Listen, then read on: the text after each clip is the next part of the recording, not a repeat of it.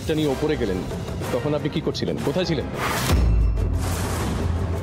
আমি তো এখানেই ছিলাম, এই তো এখানে সবাই ডান্স করছিল আর আমিও। তার মানে আপনি বলছেন যতক্ষণ পার্টি চলেছিল ততক্ষণ আপনি এখানেই ছিলেন, মানে এই ঘরেই ছিলেন, তাই তো? না না, ও তো গেছিল, গেল না, ওই যে শাড়ি চেঞ্জ করতে উপরে গেল তো তখন। এই একদম বাজে কথা বলবে না, সেটা রঘু কাকা আসার আগে। ইন্সপেক্টর সোহাগ সারাক্ষণ আমাদের সাথেই ছিল। দাদা বল না প্লিজ।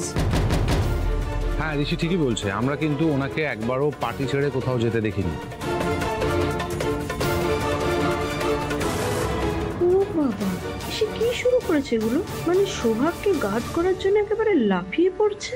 ঠিক আছে, কিন্তু আমি যতক্ষণ ইনভেস্টিগেট করব আপনারা কিন্তু কেউ এই বাড়ি থেকে কোথাও যাবেন না, ঠিক আছে?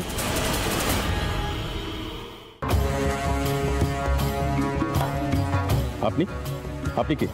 আমার ভাইয়ের স্ত্রী, কিছুদিন হলো এখানেই থাকছে। আমি কিন্তু সবার ঘরই সার্চ করব। চলুন আপনার ঘর থেকে শুরু করা যাক।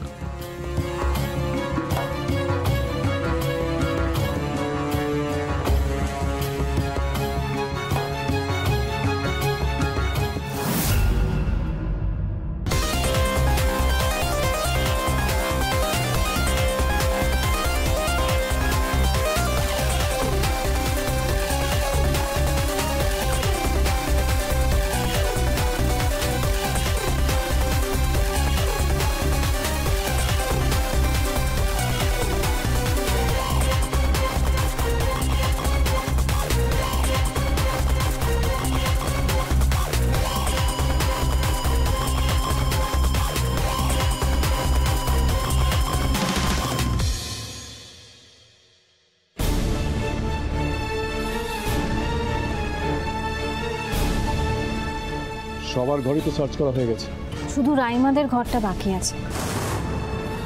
আসুন অফিসার, আমি নিয়ে যাচ্ছি। রাইমা, অনেকক্ষণ হয়ে গেল জামাই দাদাকে দেখিনি। জামাই দাদা কোথায় গো? সকাল থেকে তো তাকে দেখতে পাইনি। বড় বৌদি, তুমি তো জানো ও অনেকদিন ধরে চেষ্টা করছিল না একটা চাকরির, তাই আজ সকাল সকাল বেরিয়েছে চাকরির ইন্টারভিউ দিতে। কোনো অসুবিধা নেই অফিসার, আপনি আমার সঙ্গে আসতে পারেন। ঋষি, আমার খুব খারাপ লাগছে যে এতগুলো টাকা তোমাদের বাড়ি থেকে চুরি হয়ে গেল, কিন্তু বিলিভ মি ঋষি, আমার কিন্তু এর মধ্যে কোনো ইনভলভমেন্ট ছিল। Sohag please please don't embarrass me. আমি জানি সেটা আমাকে তোমায় এক্সপ্লেন করতে হবে না, এটা জাস্ট একটা ফর্মালিটি। তুমি তো দেখছো যে আমাদের প্রত্যেকের ঘরই সার্চ হচ্ছে, প্লিজ।